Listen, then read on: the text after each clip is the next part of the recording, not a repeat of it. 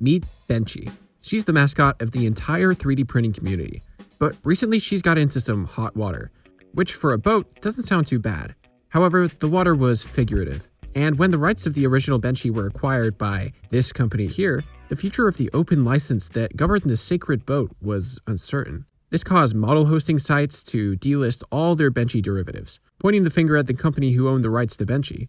But luckily there was a happy ending to this, because they opened the license to the model so that anyone can make and distribute whatever derivatives they desire. However, it made me think, if things had gone south, could there be another Benchy? Well, obviously. So I created an alternative. Meet Trenchy. I designed this wagon to not only match the existing benchmark parameters of the Benchy, but to expand on the capabilities and stress testing that a benchmark can offer. In the PDF manual, the Benchy has something like 12 unique features that act as benchmarks. These include things like symmetry, overhangs, shallow inclines, all things to reveal the artifacts your 3D printer can end up creating. But as I said, I haven't stopped there, because there's a bunch more tests that I wanted to add to the Trenchy, because with newer machines, there are more potential artifacts to point out. So let's go through the list, starting with symmetry. On the original Benchy, the symmetry is obvious. However, the Trenchy is printed on its side to accommodate the interlocking wheel mechanism, making the symmetry test not exactly the same, because now the symmetry is conducted on the z-axis instead of the x or the y. Except symmetry is preserved from side to side when you consider the placement of the wheels, which are both identical copies of each other. Meaning, if there's an issue with lateral symmetry, it's going to show up in the final result. However, the advantage of prioritizing z-symmetry is made obvious when we look at something like elephant's foot. This is where the first layer of your print has this flared perimeter, which is usually caused by the first layer not cooling properly, or the nozzle being too close to the print bed. Where the z-symmetry aids this diagnostic is comparing two sides of the truck Benchy. And as you can see here, there's a little lip where the first layer has some bloating, which might be hard to see without the other side for comparison. Now, testing for elephant's foot is not something that Benchy was missing, but unlike the benchmark, the trench mark connects the build plate through multiple disconnected islands. Now, technically you could call this blob in the middle of the uppercase D an island, but there's a reason we call this Loot Lake and not Loot Island. The utility of multiple islands is so that you can see if your prints rely on one large body to keep things secure, or if differently sized contact points can stand the test of adhesion.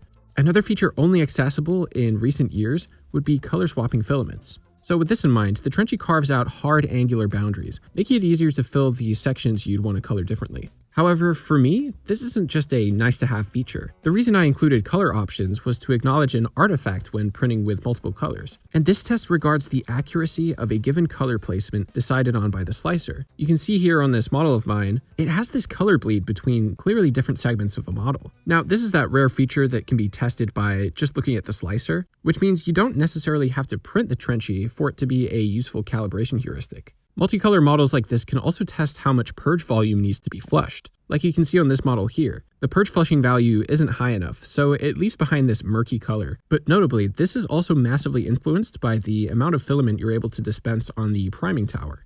Interesting side note, I did use this artifact to my advantage once, when I got away with printing one car as a flushing volume, creating this combination of black and red, which created this chocolatey brown finish. But tangents aside, one of the more trying tests of the Benchy is the prominent incline seen in the Benchy's bow. So an obvious upgrade would be to create a tapering of the cabin that exceeds 40 degrees, which is the incline of the Benchy's bow. So instead, the Trenchy boasts a 30-degree incline, chopping 10 degrees off the original. That is 1 degree for every year the Benchy has existed. A similar but opposite test which shows up on the cabin roof of the Benchy is the layer stepping, which is caused by this shallow incline. And you can actually see a similar effect occurring on the inside face of the truck bed, showing off the stepping between layers. But inversely, the opposite side of the truck acts as a bridging stress test, which Benchy has tucked in on the underside of the roof cabin. It's a little hard to see, but it's there. I think this is probably the most trying part of the whole Trenchy model, because when I ran this on default settings, basically all of my models had some noticeable trouble here.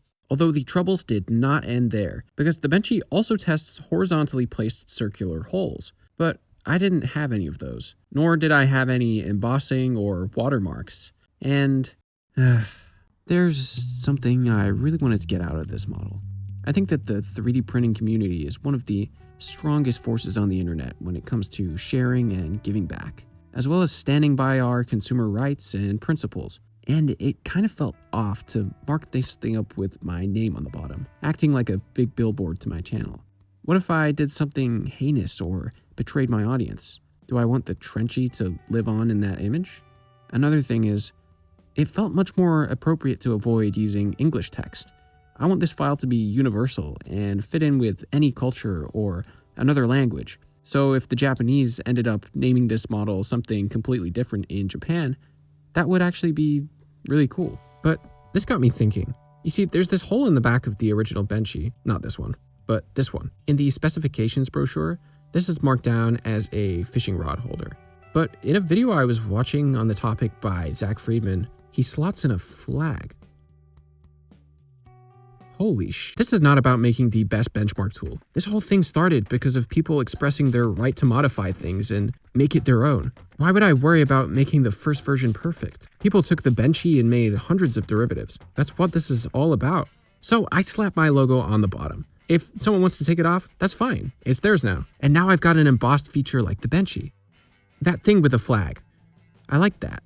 I added a hole in the rear bedside corner with a flag that prints alongside the Trenchy. And for now it's blank, but with a flag, you can decorate it with your own country, your favorite icon, and if you want to incorporate your own word emboss on the first layer like the Benchy, you can insert text in the slicer. Just change the object type to a negative object, flip it 180 degrees, pull it through the other side of the flag, and the slicer will figure out the rest. So if you want to test out the bottom layer text like the Benchy, now you can. I can't believe I'm saying this so late in the breakdown, but one of the features of the Benchy is the vertical cylinder that makes up the chimney. It's to show any kinds of deviations in roundness. Luckily, with the wheels, you can test that twofold. But as a double whammy, these wheels are also amazing at showing off the quality of your Z-seam, which is basically this stitch along the Z-axis where two ends of the wall meet. On the 3D Benchy, it's actually quite hard to find, whereas on the Trenchy, you can check how standout or stealthy your Z-seam is by inspecting the tires, because there's no place to hide the Z-seam when there's no sharp corners to mask it. Anyways, there's still one more minute detail I wanted to point out on the model. Something that I specifically put there because I couldn't find an equivalent on the Benchy, and that is sharpness. Not something I've seen tested before, and probably for good reasons. But if you wanted your prints to be admissible in a court of law, you can use this sharpness heuristic to get you there. Keep in mind that whenever I've tested this print at any size, there's absolutely no sharpness. And that's not exactly a bad thing. This is where Trenchy feels more like a teaching tool. It reminds me of this gas cap I put on the side of the print bed, so you can remember which side your model was printed on. And how when you start printing the Trenchy smaller, you can see the compromises the slicer has to make when drawing the model at half the scale, and the gas cap just completely vanishes. Now, I do have one last silver bullet. The reason I think this could really be one of the new age 3D printing benchmarks. Function. I'm not sure how many of you have tried to test your boat outside of its intended purpose, but one abysmally tragic dysfunction of the default Benchy is its tendency to capsize when entering a body of water, which I find incredibly ironic for being the mascot of the 3D printing community. You know, the function-maxing do-it-yourselfers. So it makes sense that the Trenchy can at least do the job of the thing it's trying to imitate, right? But that doesn't just stop at wheel spinning.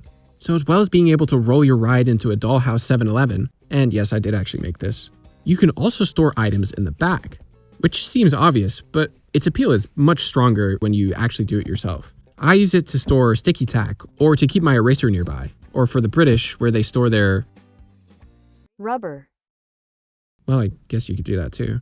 But something much more kid-friendly is printing off miniature Trenchies to stuff candy in the back. So if you're not into razor blades, you can opt for truck or treating. Just let them know that plastic is not edible. Also, you can pack them away by stacking smaller versions of them inside one another. I think this is a nice upgrade and homage to the Benchy tower some people like to build.